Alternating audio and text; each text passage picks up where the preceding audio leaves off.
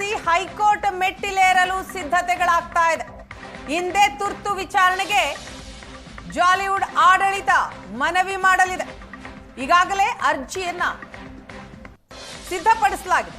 Jollywood studio ಪರ ವಕೀಲರು ಸಿದ್ಧತೆಯನ್ನ ಮಾಡಿಕೊಂಡಿದ್ದಾರೆ. ಇವತ್ತು ಬೆಳಿಗ್ಗೆ 10:30ಕ್ಕೆ ಹೈಕೋರ್ಟ್ಗೆ ಅರ್ಜಿ ಸಲ್ಲಿಸಲು ತಯಾರಿ ಕೂಡ ನಡೆದಿದೆ.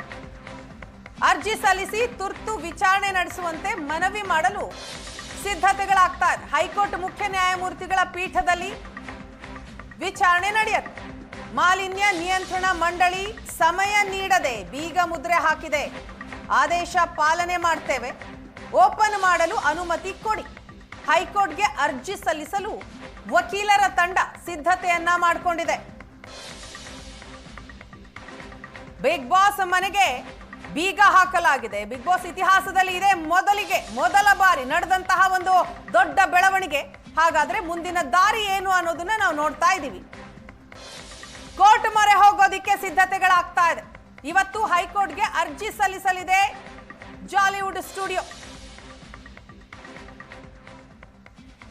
ಹೈಕೋರ್ಟ್ನಿಂದ ಬೀಗ ಮುದ್ರೆ ಆದೇಶಕ್ಕೆ ತಡೆಯಾಜ್ಞೆ ತರಲು ಪ್ರಯತ್ನಗಳು ನಡೆಯುತ್ತೆ.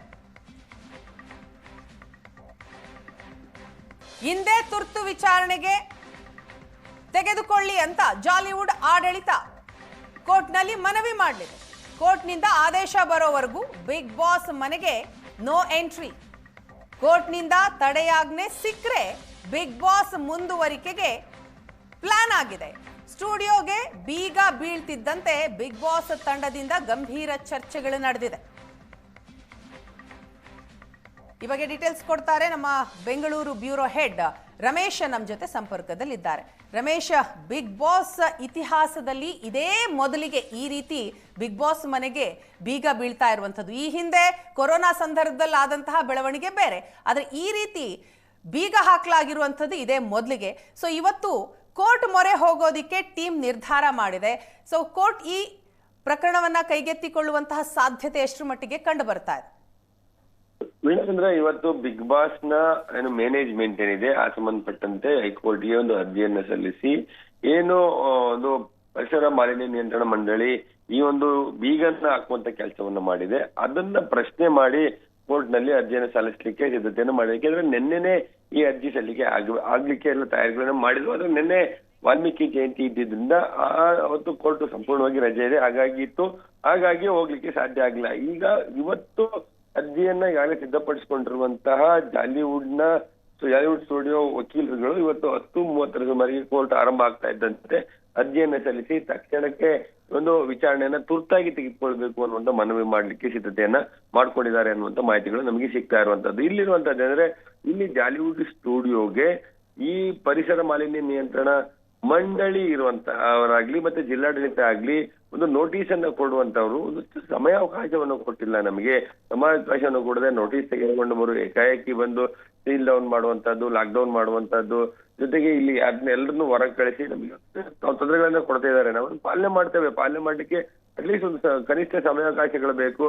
ಈ ರೀತಿ ನಮ್ಮ ಮೇಲೆ ದೌರ್ಜನ್ಯ ಮಾಡಿ ಇಲ್ಲಿ ಹೊರಗೆ ಹಾಕಿದ್ದಾರೆ. ಹಾಗಾಗಿ ಪರಿಪಾಲನೆ ಮಾಡ್ಲಿಕ್ಕಾದ್ರೂ ಒಂದು ಸಮಯಾವಕಾಶವನ್ನು ಕೊಡಬೇಕು, ಒಂದು ಪರಿಪಾಲನೆ ಮಾಡ್ತೀವಿ. ಅಥವಾ ಹೀಗಾಗಿ ಮತ್ತೆ ಮರು ಆರಂಭಕ್ಕೆ ನಮ್ಮ ಎಲ್ಲ ಕಾರ್ಯಚಟುವಟಿಕೆಗಳ ಮರು ಆರಂಭಕ್ಕೆ ಅವಕಾಶವನ್ನು ಮಾಡಿಕೊಡ್ಬೇಕು ಅನ್ನೋ ನಿಟ್ಟಿನಲ್ಲಿ ಮತ್ತಷ್ಟು ಮನವಿಯನ್ನು ಮಾಡುವಂತ ಪ್ರಯತ್ನಗಳನ್ನು ಮಾಡ್ತಾ ಇದ್ದಾರೆ.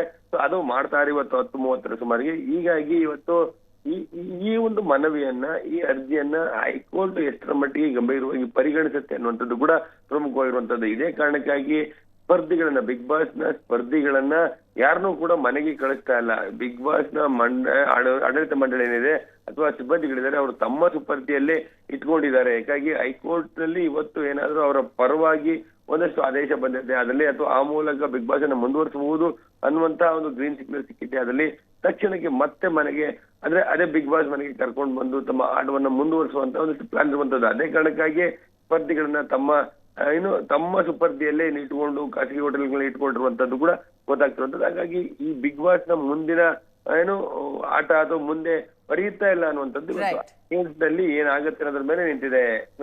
Thank you Ramesh.